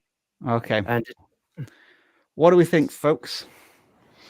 Yeah, Rob, I think there's one thing I do want to point out which matters, and it's important to know that YouTube doesn't punish you just because you, in the last couple of months or couple of years, you've made content that was not engaging. YouTube will give a chance to everyone, right? Every new video is a new opportunity. If YouTube was punishing people for bad content, Mr. Beast would have never achieved those millions and millions of subscribers. Basically, my advice, I guess, it's more to dig deeper into yourself, find what you like. And again, maybe it sounds repetitive, but please look at the trends. Look at the trends that are currently hot right now. Try to think, can I make something related to those trends that I would enjoy personally and maybe other people as well? And start from there, right? So trend hacking or trend hopping is important. And just keep in mind that a bad video in the past doesn't determine your future. So I've just brought up the channel here to help other guys looking through. You've not done anything for a month, it looks like, here, Zenzera. So are you taking a break right now, recharging, and then a new strategy? Or are you thinking of maybe that's it for YouTube for now? I was actually trying to work because I want to go into horror. So instead of just going from what I'm doing right now, from role playing, JPRG, creating a new channel to work on the horror content. Okay. While I work on this as general gaming and that. And my niche would be right now is trying to help people like how to achieve certain endings without spoiling anything. And that's been quite challenging, but it has, whenever I do that, it has gained some traction and comments, I would say. So you've got an advantage here that we're on the precipice of a new generation of consoles.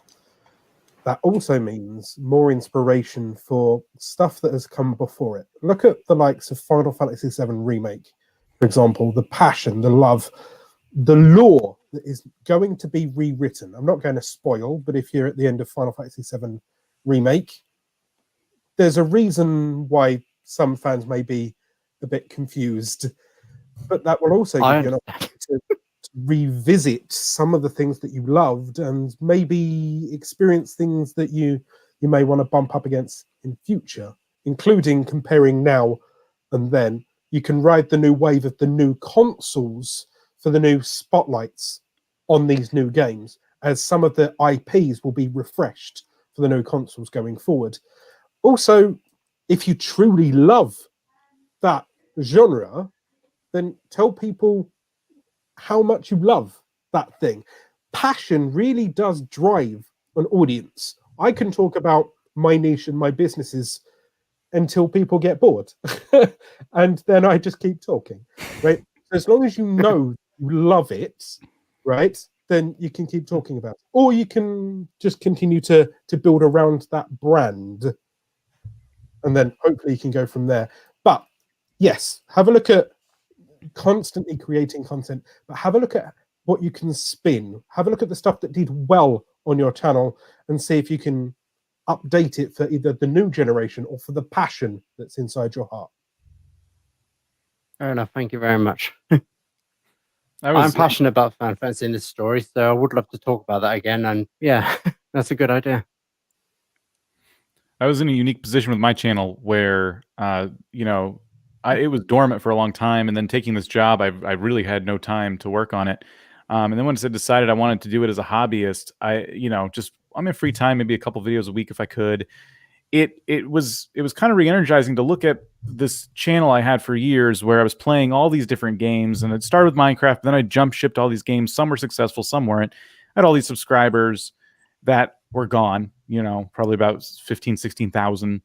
And I'm like, you know what? I'm going to use the same channel, but I'm going to start over and I'm not going to worry about it, you know? And it was very invigorating to just pretend I was starting at zero, but also I had this history and everything I learned and everything else. So I told myself that I'm going to do one game. I'm going to do something I love, something I've always loved. It's saturated. I might get buried, but I'm going to try anyway. And it's worked out. I think for me, it was a way I was detached. Like I got far enough away from my own channel to be able to look at it from a different perspective than I ever did before.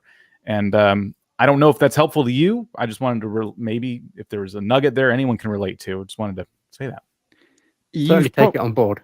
You've probably heard us talking about 100% Zelda a couple of times. Zenzeris is a channel that's playing effectively a game that's 3 or 4 years old, but it's somehow turned it into this channel that is the de facto go-to channel for a particular game that they're playing. I'm not necessarily saying you do that, but you know, I've just been looking at the channel a little bit, and it does suffer from that typical issue of you play something for maybe a few weeks or a month, and then it's on to the next thing. And is your audience staying? And the answer, unfortunately, appears to be no. I think you brought in a lot of your subscribers for one video, which was something about Hello Neighbor from 2 or 3 years ago. And it's almost as if your channel's a little handicapped by that. It's a ball and chain that you're dragging around while you try and do other stuff. So it feels as if you do need to just, it's almost like light a match and burn what you don't want on a channel, and then just go forward doing what you're passionate about. And I think that's an advance for all people, especially when they've been cracking their head against a wall, hoping for new and exciting things to happen, and they just don't for their channel. Fair enough, thank you. All right. Is there any sort of extra questions you might want to ask then? Since you are so lovely and you do our timestamp. I would just say, would you recommend, since I was watching, because I love horror and that, and right now I've also, because I'm tiptoeing between different games, do you think it'd be okay for me to try and start a new channel from scratch where everything's a clean slate, or sort of just build upon of what I already have, even though it might not be a proper foundation? My answer would be do you care about what's on your channel now? And if the answer is no, then I would just revamp your existing channel. But yeah, Alexei, go ahead if you've got an alternative. I mean, it's always better to start making videos with an existing audience, even if it's small. Yeah. But it's better than zero, right? Yeah. So if you have a channel, just keep going with the channel. Mm-hmm. Thanks. Yeah, I unlisted a lot of my old content that I just felt like would. Some of it was very popular too. It's still to this day, and I'm like, if people are coming to this for this thing, they're going to be confused. I had to make that call. Some stuff I left, some stuff I got rid of. But yeah, you have to. Some of it has sentimental value.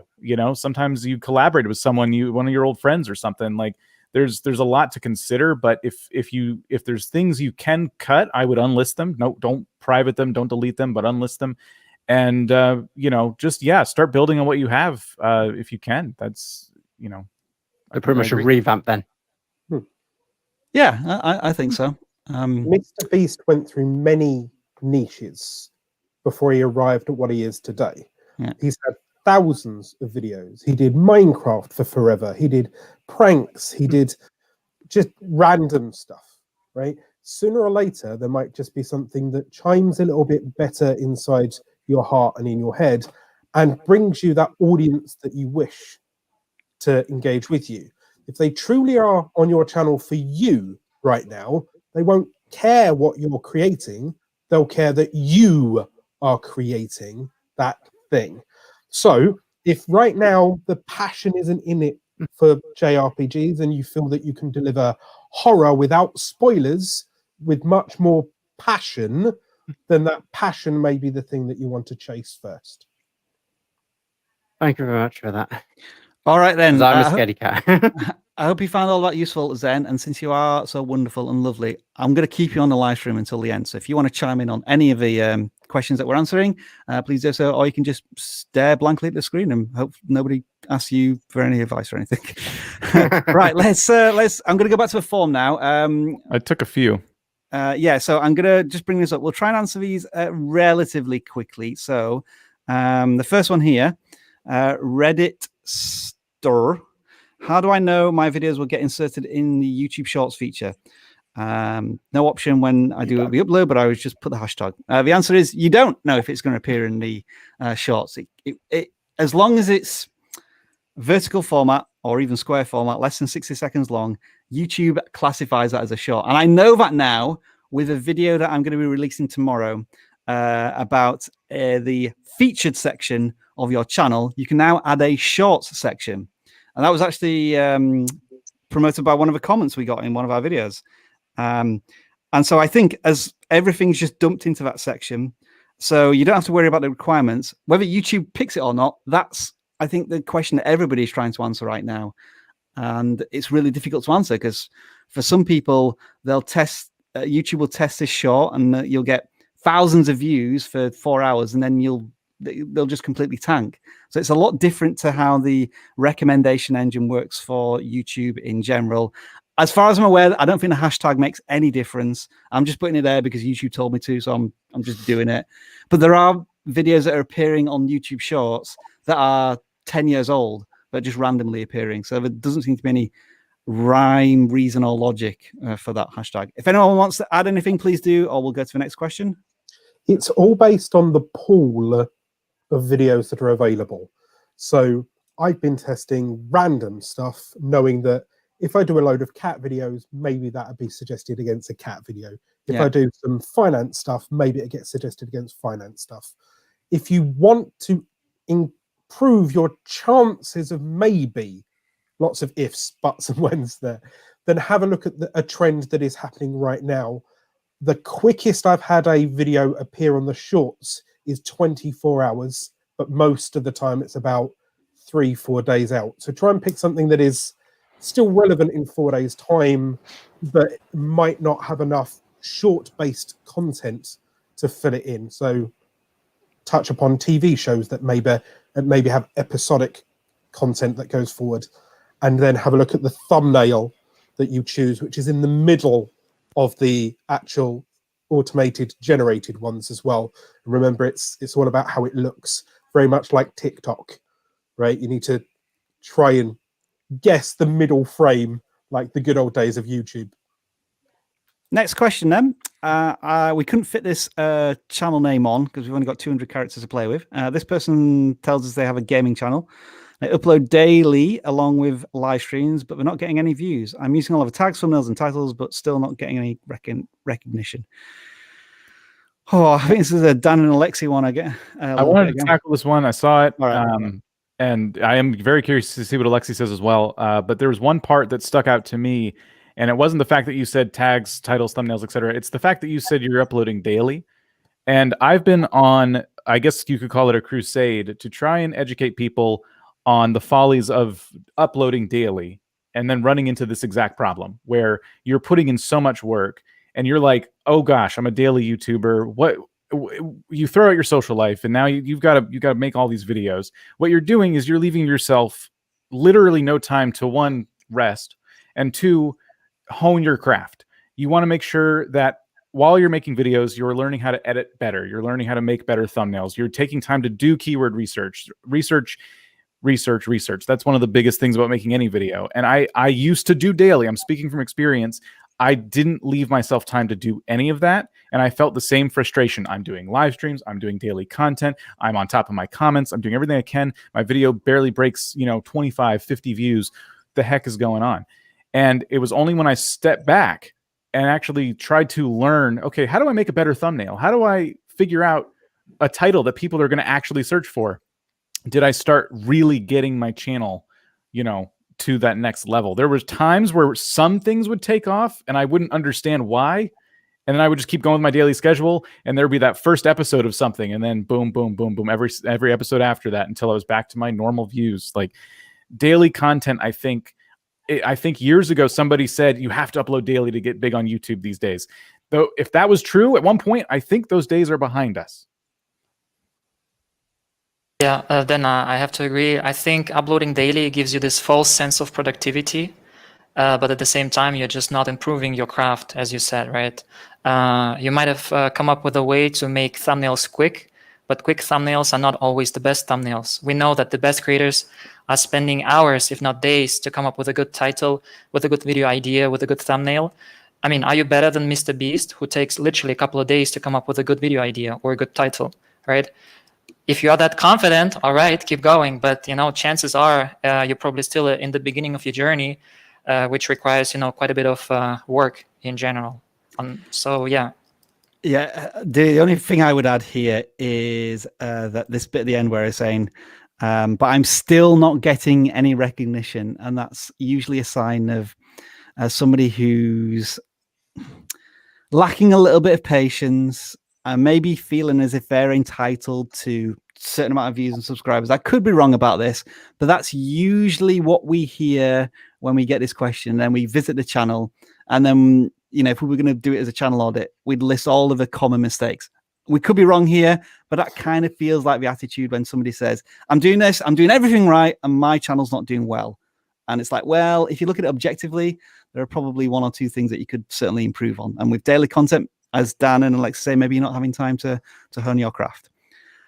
Next question. This is the last form question, and then we'll do some quick fire from the chat. So if you've got some live chat questions you want to ask, hashtag chat, hashtag question, start asking them now. But this one, is it fine to take YouTube breaks when a channel is fairly small? My simple answer would be it's fine to take a break whenever you need to. If life gets in the way or you're burnt out, YouTube's not going anywhere. It's been here for 15 years. It's going to be back. Just take the time you need to recharge your batteries. Definitely. There's a bit of a fear with Twitch broadcasters. Can they take a break? And the problem with Twitch is that you're not recognized unless you're live. There's not really a robust search algorithm there. So if you were a Twitch streamer asking this, I would say, schedule your breaks very carefully. Still take breaks. As YouTubers, your videos are working for you even when you're not online. So we have that benefit. Definitely take advantage of it and give yourself the time you need. Just like that last question we had about daily uploads, give yourself time to breathe. And then in that time, maybe even learn a little bit. All right. You can also lean into the fact that, you want to take a break. You can always schedule content. I record 5 videos in one sitting. That's 2.5 weeks worth of content. You just schedule them out. You may not be there to reply to the comments, maybe, but that gives you that 2.5 weeks to do whatever you want. Unless you're doing daily content, then once again, we lean on that whole YouTube burnout thing that is self-imposed. But use the schedule tool and you can go on a week's holiday. Then take your time and recharge. I don't know how anybody bulk creates content. That still drives me insane and frustrated because I can't do it. But like when I make a video, I have to do it all at once, like in a day, or it's just a waste of time for me. But that's just how I make videos. Right, we're going to go to the quick chat questions. I'm going to start with this one. This is an interesting one, I think, for maybe Alexi. I have a gaming video about to release, but I have a content ID claim on it because of the music used in the game. What can I do about it? Right, so the guys, yeah, exactly, not much. Make the video private, re-upload a new one without this section of the music, right? That's your best bet, really. Like, that's how the big guys are doing. The Let's Play guys, like, they literally just don't include some cutscenes because it has copyrighted music. So that's the only way, really. I was just wondering if this was something to do about the game itself. Like, let's say it was Cyberpunk, and they've somehow got some footage of it, or they've somehow got the game. And this is where the publisher themselves could almost put a content ID claim on it or a strike on it because you're breaking in an embargo. I may be going down a bit of a rabbit hole here, but it was interesting. It said the game is about to be released. Or am I just completely misreading this, which I think I am? I think they're saying the video. I think Dan's yeah, it's nothing to do with that, is it? I'm being stupid. Sorry. No, Go on, Dan. You're close there because the video is about to be released and they're already getting a strike. And I think what it might be in their case, because I've seen this in the indie space a lot, is the developer of the game used a song that they may not have completely cleared yet. Yeah. And when that happens, you can do one of two things. If you want to try and take the time to contact the developer, especially if it's an indie, it might be pretty easy to do. Try and see if you can get their permission or see why that might happen. Sometimes they don't even know. So you could be doing them a favor, or you might need to make sure that you mute the music and redo the video. I know that's not easy to hear, but when you're in the gaming space and you don't know where this music's coming from because the developers got it from somewhere, it's better safe than sorry.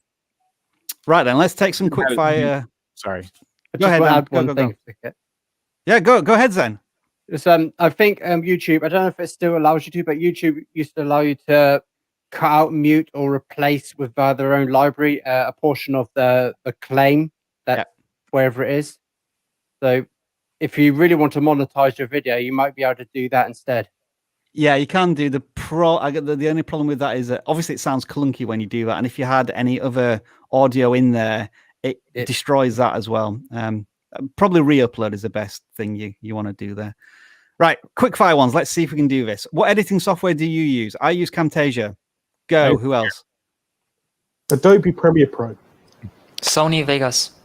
All right, so that just represents that we all use different video editing programs. So it's not necessarily there's a best one. There is a best one for you, whatever type of content you make.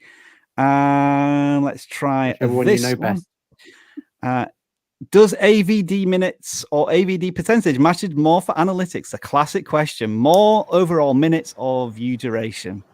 I have no idea what the answer is to this anymore. I've given up trying to give people an answer to this. I prefer quality watch minutes than to quality watch duration. So therefore, I'd much rather you watch 4 minutes of an 8-minute video than 5 minutes of a 10-minute video, mainly because then that way I can create a better piece of work for you that engages you for the quality that's there. You don't have to upload a 20-minute video just to get the 10 minutes worth of watch time. It's not how it works. Anything else on that one? Oh, my screen's frozen. Dan, can you pick a question? Dan's trying to say something, but he's still muted. All right. He's still going. You want to try again, Dan? Right then. Shall I chuck him out because his mic doesn't work? No. All right. No, I'm not going to do that, Dan. This question does drawings on the channel, and there are time lapses. How do I improve view retention? People skip to the end of your videos. I had an interesting video where I tried to compete in a space I probably no business competing in, and it was Minecraft, but if I do something, the video ends. So it was like Minecraft, but if I look up, and I actually had a mod where if I looked up, I would die. So the retention looked like this. It started off, you know, kind of okay, and then pretty low, and then at the end spike because everyone just skipped to the end of the video to watch the thing. So I teased it in the title. You kind of knew what you were going to get, so I basically invited them to skip to the end of the video. Yeah. I guess you need to shorten the length of the videos then. Find out where it's at its lowest, or like towards the lowest of the audience view duration. Let's say that's in 1 minute 15 in of a 5-minute video, and then you make your video 1 minute 15. Oh well, you might as well make it a short at that point. But yeah, if people are skipping to something that they want to see, pay that off. I think you said this, Alan. Like, you're making a video long for the purposes of analytics rather than as long as a viewer wants to watch it. Well, that's in the middle. If it's supposed to be a 2-minute video, make a 2-minute video. Don't make a 10-minute video. If you want, however, to do a longer video and people are, you know, are engaged for that period of time, then maybe live stream it or give them the choice of a quick version and a long version. Mm-hmm. Have you looked into what other artists in your space are doing as well? Some of the more popular channels, because perhaps the way they tell the story is having their retention, you know, stay pretty decent, and you can maybe mimic some of that. All right then. This is a popular question, so I'm going to answer it. People, please do correct me if any of this is wrong, but here are the differences. So a copyright claim doesn't impact your channel in any way, shape, or form in terms of penalties, but you can't monetize that content because it's been claimed by somebody else, and it may be blocked in some countries. But there are no long-term damages to your channel. For a copyright strike, that is a more serious claim by the copyright owner. If you get 3 of them, your channel will be terminated, and I don't think the video will even be displayed on YouTube, so you won't get any, I guess, views, watch time, any benefit from that. Now, does it affect damage monetization? Well, obviously, yes, because you can't monetize it. And here's a theory that I still have. I could be wrong about this, but let's say you earn 4,000 hours of watch time, but 80% of the content you made was copyright claimed. Where is the incentive for YouTube to allow you into the YouTube Partner Program? Because essentially the content's already monetized on behalf of somebody else. I may be wrong about that, but I'm just thinking YouTube wants to reward original content creators. And so think about that as well. Welcome other opinions on this.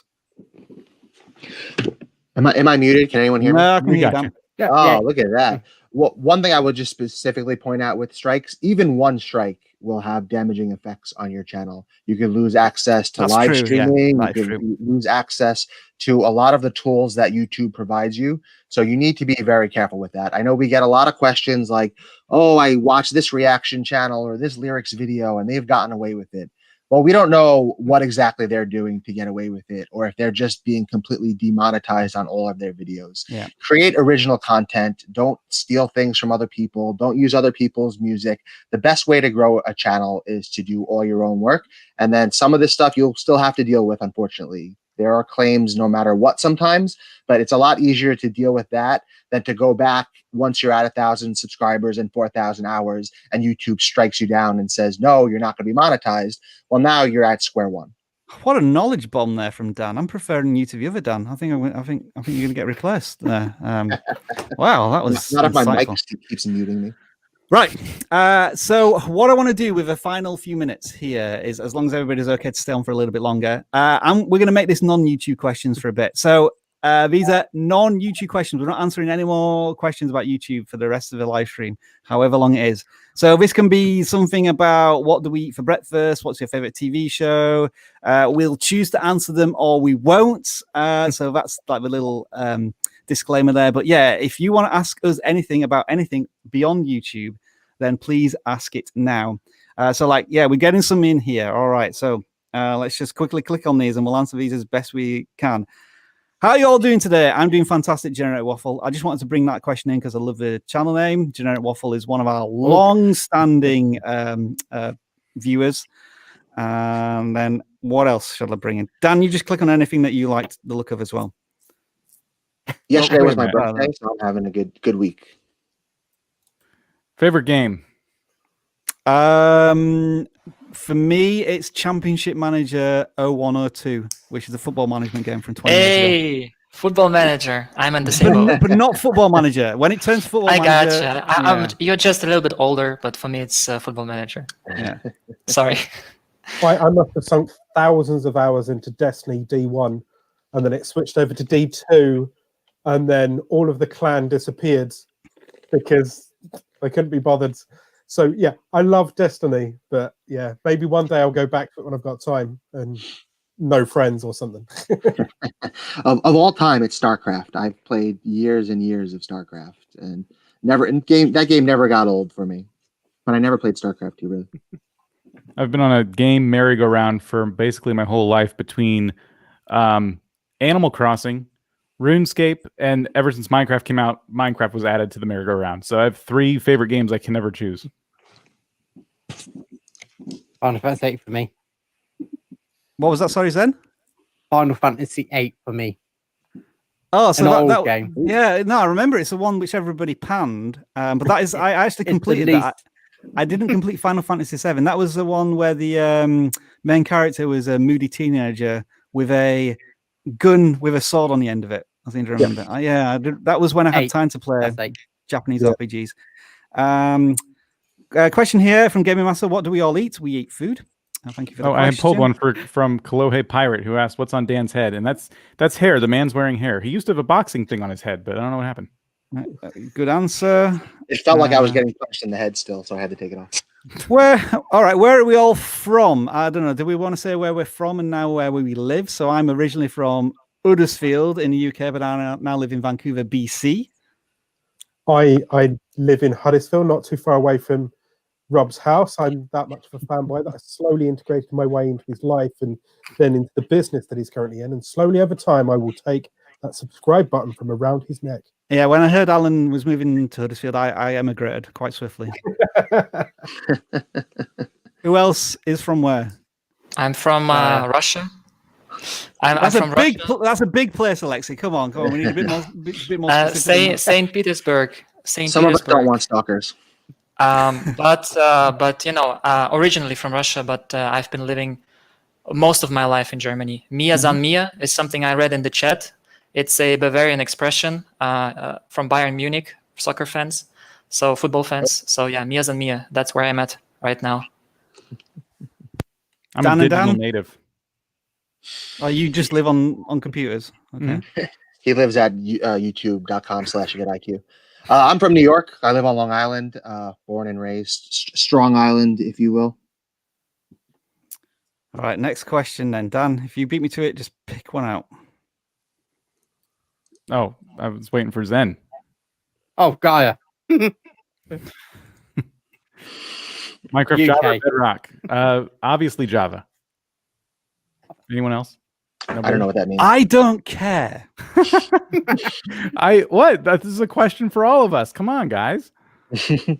Is Bedrock Dan a version of Minecraft? Because I would play Bedrock Dan. Never mind. All right, so this is like the staple of YouTubing. It's the Blue Yeti, even though it's a black colored microphone.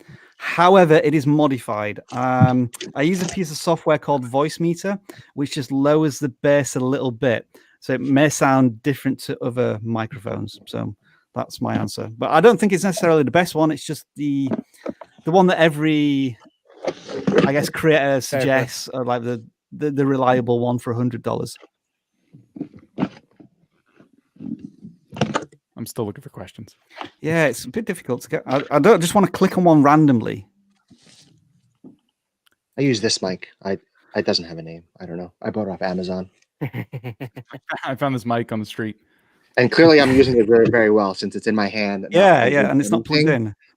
And I'm talking through my computer. You might want to do a tutorial, search for a tutorial how to plug my microphone into the computer, Dan, whilst wearing protective boxing gear.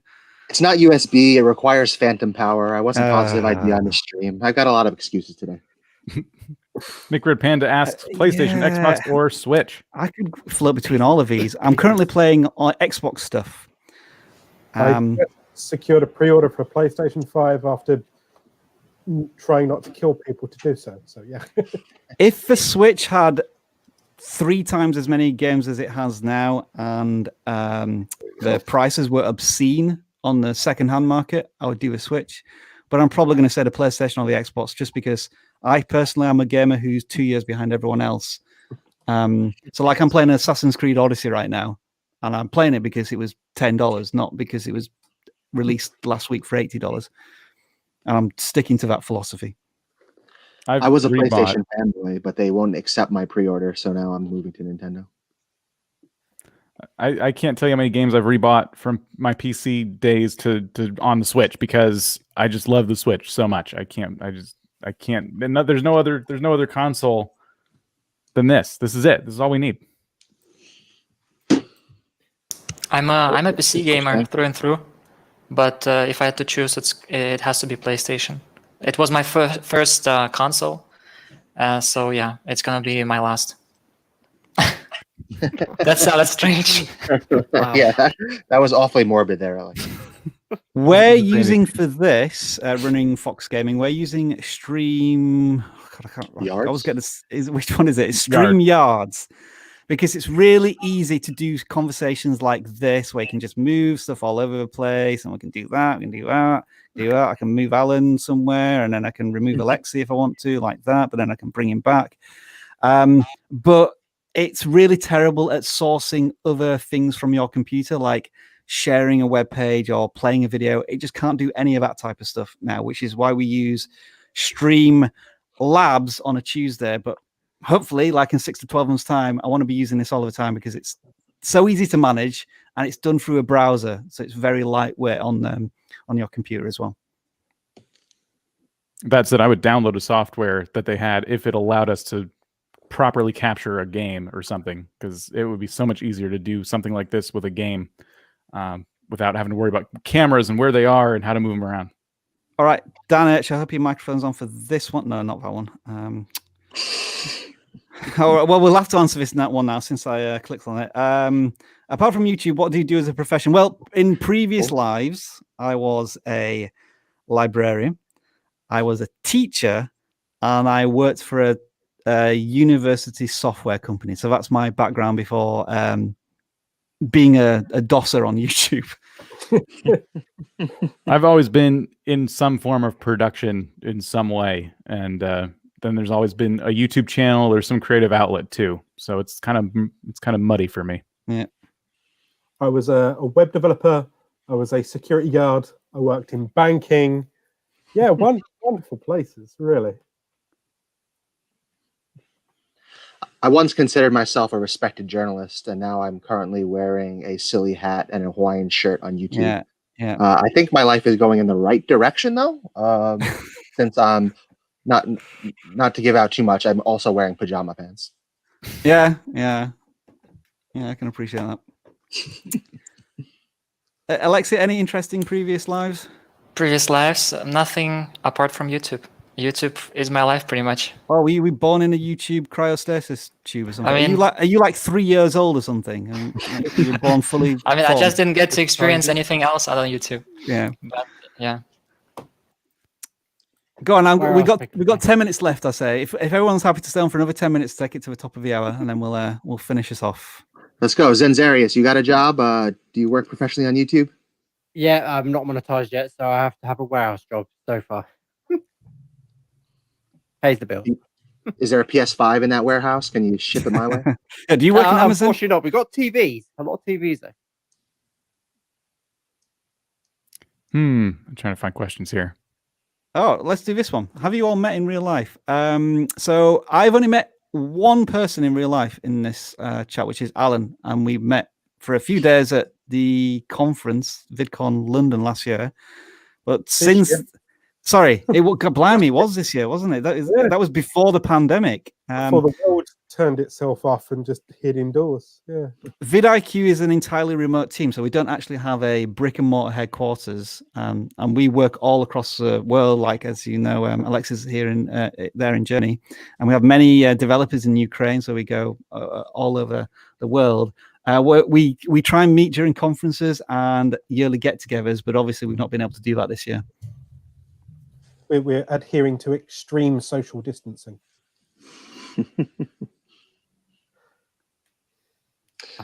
Yeah, I think that goes for most people in the company, right? I mean, if you've been here, 6 months, then you probably haven't met a single person.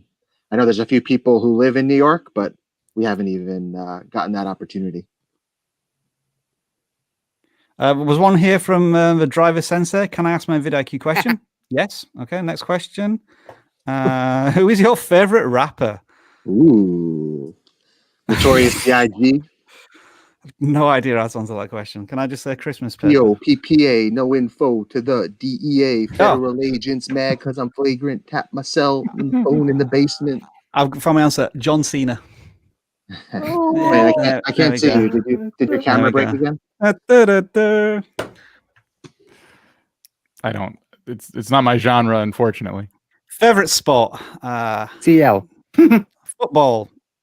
Football, not soccer. Football. Football? Not gridiron. Football. Oh, okay. I forgive you. Well, football is also my answer, but to the condescending tone there, it's not the right football. Oh, so you're a fan of Canadian football, are you then? My cousin is currently being scouted by a Canadian football team, but I don't know if Canadian football will exist next year. So yeah, season was cancelled. Marble runs. Yeah, someone asked in Discord if cup stacking was a sport. I don't know if that counts. I'm sure the people who cup stack, but yeah. Yeah. If you're working up a sweat, I guess. Although I kind of countered that I thought that competitive air guitaring was a sport, so I guess I'm not one to ask. I don't know if Pafs is asking this question because of the way his YouTube channel is designed. We audited his channel on Tuesday, and he has a really interesting way of doing his videos whereby it's a story, and then at the end of it, there's an end screen where you have two choices, and you can choose to go down this route or this route, and then the story continues. A fantastic idea, and we think the channel is going to be quite successful. The meaning of life, I think, is just to be happy and spread that happiness amongst everybody you meet and you care about. I'm going to show my age and say 42. Yeah, I knew somebody was going to say that. Yeah. Can I say that I don't think life has a specific meaning in that way? Just to enjoy it as best you can, because who knows how long we will all be here. Try not to stress out too much about your day-to-day stuff. And I know YouTube creators in general can be kind of high anxiety and stressed out by this, but you have to sort of enjoy the things. Even this year, enjoy being at home, enjoy having some time to do the stuff that you really enjoy. Imagine if you turned YouTube into the meaning of life. So you started asking questions. Does my birth certificate name matter? Is it better to live for 80 years and be miserable, or to live 20 years and to have a time of have a time of your life? What other questions can we turn from? Why am I not getting more jobs and money? What would be another one? More views and subscribers. And I'm just trying to turn them into those typical questions into. I applied for 100 jobs, but and I'm not getting any recognition. What am I doing wrong? How do I improve my dress sense? How do I get more people to shake my hands? Don't do that. I mean, you're trying to. Yeah, I'm enjoying this myself, but I'm in my own world right now, trying to answer this question. We've lost him. Yeah. Does the brand on my shirt matter? There you go. Does the brand on my shirt matter? Top 5. Should I go to the toilet every day or maybe twice a week? Is that a choice? Do you pick one or the other? Well, I don't know. Maybe you could condition your body to do that. Like the guy who goes and sits in like ice blocks and has a full mental control over his body. Yeah. Should I focus on mathematics or physics, chemistry, biology, and yeah. Again, I didn't know those were options for me. So what time of the day should I wake up? Yeah, what time of day should I wake up? That's another good one. I don't know if anyone is still watching the stream now. I'm just, I forgot we're live. I forgot we're live streaming. I'm just, no. I'm looking for more questions. Yeah, you bring up another question, Dan, while I keep thinking. I'll time out these spammers while you're at it.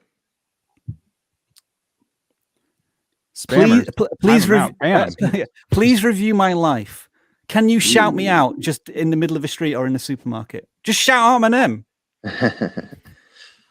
Can I get a shout out? I was told by a British person that was a big difference between Americans and British people, is that when someone shouts from a bus at me, I respond and he hides his head and walks away. But I think that was just his own anxiety. Although we were in Hawaii at the time. Yeah, how do I make my driver license look better? That's a good one. People are joining in now. It's good to see. Take a better photo. I have the worst passport photo in history. At some point, I'll have to share that. It's To great make you look like criminals. that we're traveling at the same time, because I want to see what TSA does to you as you go through security checks. It'd be great. The reason I'm having trouble picking questions is because we stopped taking YouTube questions, and we said questions since we're going overtime. No more YouTube questions. Only random life related questions. Yeah, you've only got 2 minutes left now as well. Free reign then. Turns out they only want us for our knowledge. Yeah, it seems to be the case here. Oh man. Counts me out. What's everyone's weekend plans? I'll ask a question. Returning this camera. I'm gonna have some socially distanced beers in my driveway to celebrate my birthday. I've got to prepare myself for moving home. So there's boxes, lots and lots of boxes in my future. I'm gonna watch some football, and see if I can snag an NVIDIA graphics card, which is probably unlikely. Which one? Thanks to Cal and Christian Police. Really, any the 3070 or 3080, But at the launch, nobody's getting them, so I'm not gonna go in depth into this. I saw a question. What is your dream car? I don't know if any of you guys are drivers here. Something reliable. I just want to try an electric car. Me too. It doesn't have to be a Tesla. It doesn't have to be a Tesla, but I'm keen to try an electric car. Yeah, I would like that. I like a BMW M6 maybe. Not really a daily driver kind of car, but something like that, or a Ford GT if I was ever a freaking billionaire. Or a I've sat in an electric Cobra. car. That's as close as I've gotten. I've sat in an electric car before. I guess technically when I was like 6, I had an electric car since it was a Jeep, right? That plugged in. Does that count? The torque on that thing was sure, why not? All right, then. Let's bring this to an end, I think. Thank you to Dan, Alan, Alexi, Zanzeris. Liron? I forgot. Andy Triple H DX and Joe Rarity, I think is Joe Riety. And I'm trying to remember the first person's name. It was it wasn't Ding-a-ling-a-sing. It was or was it? That's what. Yeah, that is Ding-a-ling-a-sing. Yeah. So thank you to all of them who've joined us here on the live stream today. Thank you for everybody and all of your questions. Apologies as always that we didn't get to answer them all. Just as a quick mention that we are aware that vidIQ is suffering some technical issues, which are mostly thanks to YouTube and their updates to the layout. We are trying to fix them as quick as humanly possible, but then YouTube changes the layout again, and so we have to change them. So we are aware of it. We're getting asked this question a lot, and hopefully we'll have that fixed very, very soon.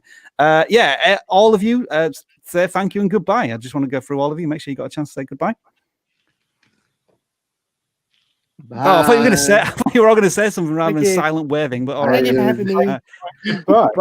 Bye, everybody. Yeah, I was supposed to be Hawaiian Punch, by the way. I don't know if anyone guessed it. Bye, all. I'm in control of the end button here, so I'm going to make everybody else wave uncomfortably for a little while. Damn. No. All right. No, we're not having that. There we go. Right. Bye, all. See you soon.